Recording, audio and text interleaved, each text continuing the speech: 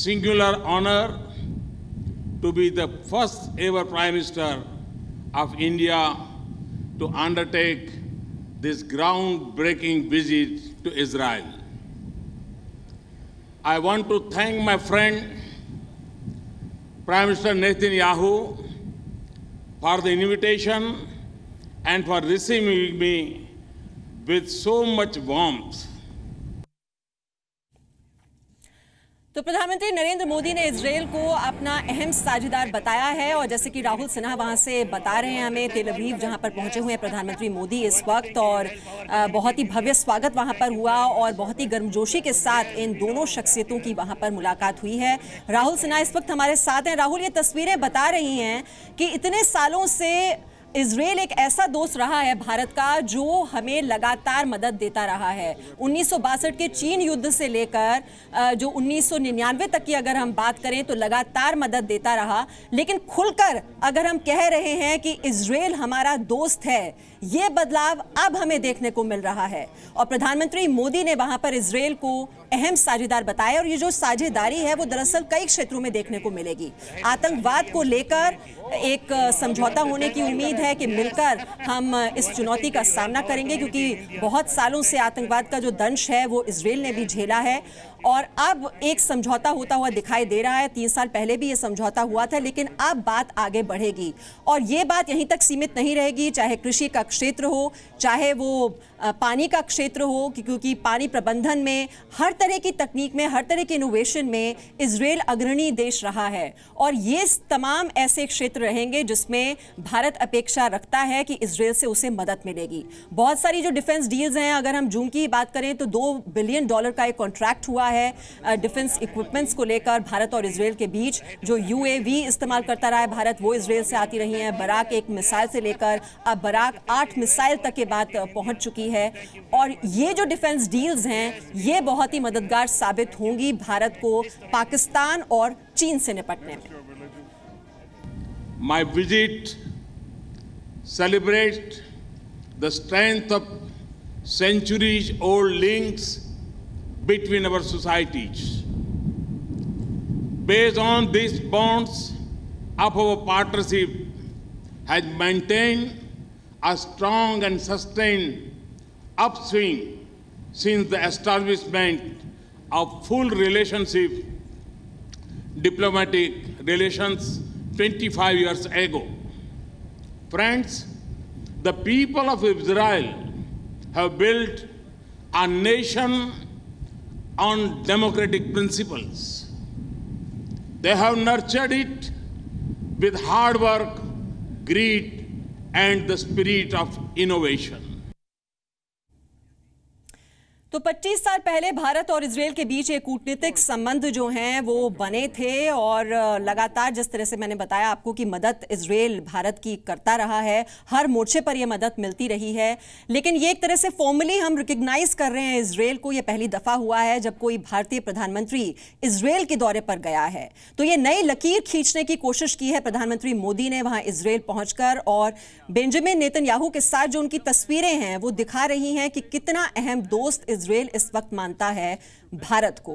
और ये मुहर जो लगाई है वो प्रधानमंत्री मोदी ने लगाई है भारत और इजरायल के इन संबंधों पर और इन संबंधों को अब नई ऊंचाई पर ले जाने की कोशिश अब दोनों देश मिलकर करेंगे। चाहे वो आतंकवाद का क्षेत्र हो, चाहे वो इनोवेशन का क्षेत्र हो, साइबर सिक्योरिटी का जो मुद्दा है वो एक लगातार एक चुनौती बनकर भारत के सामने उभर रहा है। तो इन सभी क्षेत्रों में मिलकर कदम ताल करते हुए आगे दोनों देश अब बढ़ने वाले हैं।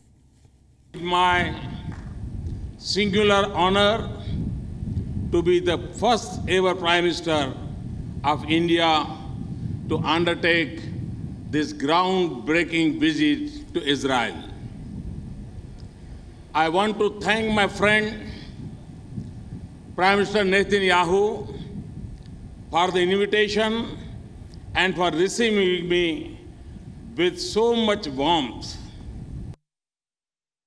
India applauds your achievements. Today is July 4. Exactly 41 years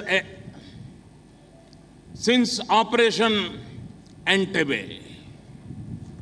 The day when your Prime Minister and my friend Bibi lost his elder brother Yoni while saving the lives of so many Israel hostages. Your heroes are an inspiration for the younger generations. Friends, India is a very old civilization, but a young nation.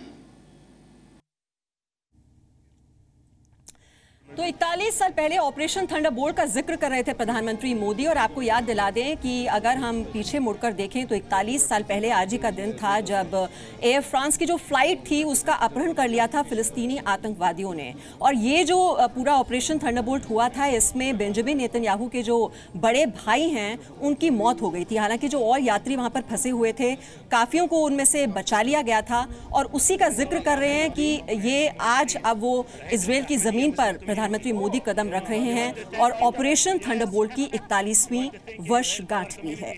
और ये दोनों देशों के बीच अब जो सामरिक तरीके से जो मजबूती आएगी इन रिश्तों में, कैसे इनको आगे बढ़ाया जाएगा, उसी की बानगी इस वक्त देखने को मिल रही है इन तस्वीरों में कि कितनी गर्मजोशी के साथ जब इजराइल पहुंचे हैं प्रधानमंत्री मोदी। हालांकि ये उनकी पहली इजराइल यात्रा है, लेकिन भव्य स्वागत उनका किया गया वहां पर एयरपोर्ट पर जैसे ही वो वहां पर पहुंचे, और जिस अंदाज में वो गले मिले बेंजामिन नेतन्याहू से, जो बॉडी लैंग्वेज है दरअसल इन दोनों नेताओं की, वो बहुत कुछ कहती है कि आगे अब ये रिश्ते किस दिशा में आगे बढ़ने वाले हैं। और आपको ये भी बता दें कि प्रोटोकॉल तोड़कर वहां पर बेंजामिन नेतन्याहू खुद मौजूद थे जैसे ही प्रधानमंत्री मोदी वहां पर विमान से उतरे, और गर्मजोशी के साथ ये दोनों नेता गले मिले। इस तरह का जो स्वागत है वो तब होता है जब अमेरिका के राष्ट्रपति या फिर पोप इजराइल की धरती पर पहुंचते हैं, और उसी अंदाज में आज स्वागत हुआ प्रधानमंत्री मोदी का, और बेंजामिन नेतन्याहू ने उन्हें अपना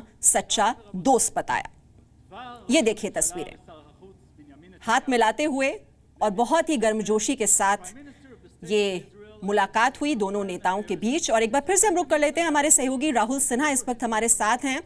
राहुल, ये जो साझेदारी होने वाली है अब दोनों देशों के बीच, आतंकवाद एक क्षेत्र है, साथ ही साथ डिफेंस जो डील्स होनी है दोनों देशों के बीच, पानी का मुद्दा है, साथ ही साथ स्पेस साइंस जो टेक्नोलॉजी की बात कर रहे हैं प्रधानमंत्री मोदी, जिसका जिक्र किया भी उन्होंने कि जो इनोवेशन में बहुत ही अग्रणी देश माना जाता है इजराइल को, और बहुत कुछ वो भारत को दे सकता है।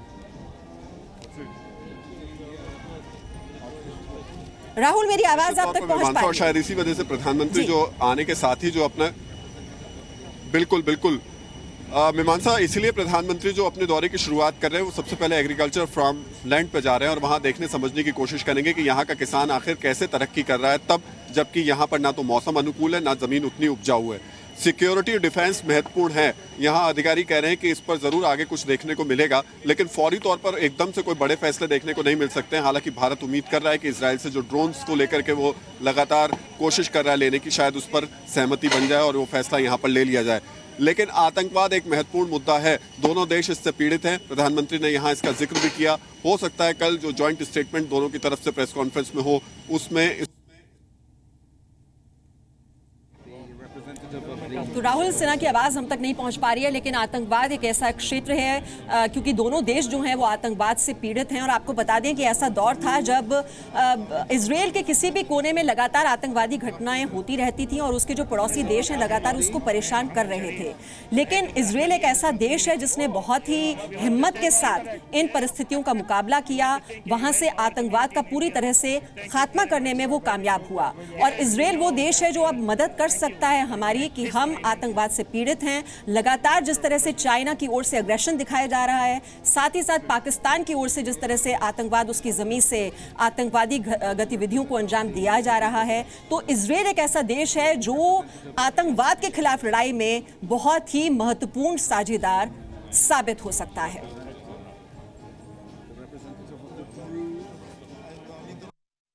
नमस्ते मोदी जी। नमस्ते मोदी जी।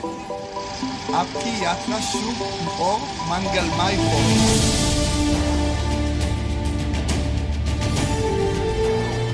पूरा इजराइल पीएम मोदी का स्वागत कर रहा है। पूरा इजराइल पीएम मोदी से मिलना चाहता है।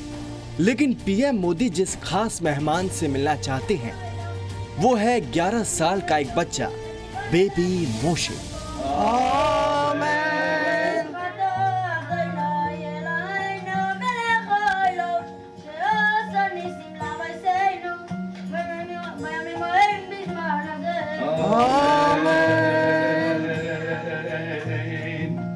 आखिर मोदी मोशे से क्यों मिलना चाहते हैं, ये समझने के लिए हमें 9 साल पीछे लौटना होगा।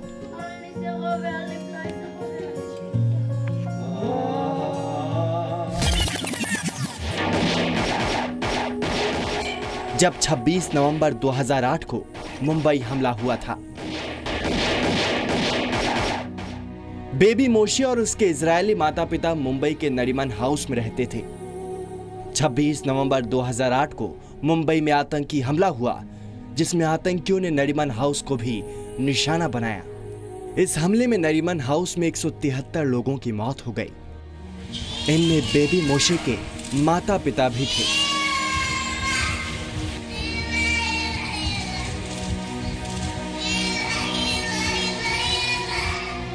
मोशे को उसकी आया सैंड्रा सैमुअल ने बचा लिया।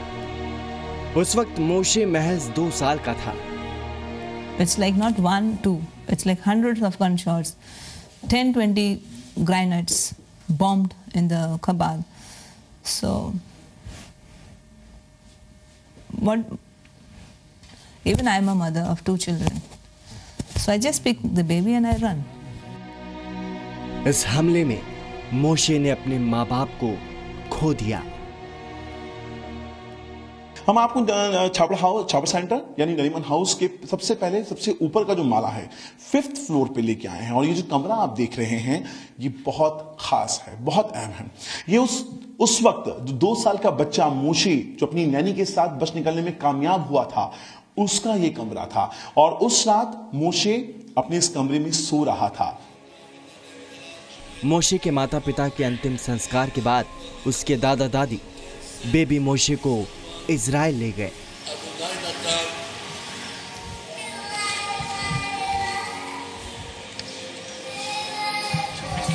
साथ में गई सैंड्रा सैमुअल। मोशे बस सैंड्रा को ही पहचानता था। सैंड्रा ने उसका ख्याल बिल्कुल अपने बच्चे की तरह रखा। मोशे को इजराइल की नागरिकता प्रदान की गई। वो अपने दादा दादी के साथ रहने लगा। सैंड्रा को भी 2 साल बाद इजराइल की नागरिकता दे दी गई। उन्हें वहां उनकी बहादुरी के लिए बहुत सम्मान मिला। He is grown big, brave like his Abba, strong, clever, very clever. Yes, I want to see that when I become old. By God's grace, I hope I am there to see it. अपने Israel दौरे के दौरान PM Modi ने baby मोशे हॉल्सबर्ग और उसकी caretaker Sandra Samuel से मिलने के लिए बुलावा भेजा है। इस बच्चे का हिंदुस्तान के दर्द से रिश्ता है और पीएम उस दर्द को बांटना चाहते हैं। राहुल सिन्हा, जी मीडिया, इजराइल। जी हाँ, मुंबई में जब ये आतंकवादी हमला हुआ था तब बेबी मोशे सिर्फ 2 साल का था और वहाँ पर इजराइल के 8 और नागरिक थे जो कि मुंबई हमले में मारे गए थे। और अब वहाँ पर बेबी मोशे से मुलाकात करेंगे प्रधानमंत्री मोदी जब वो इजराइल जा रहे हैं। एक छोटा सा ब्रेक यहाँ पर ले रहे हैं, लौटते हैं जब।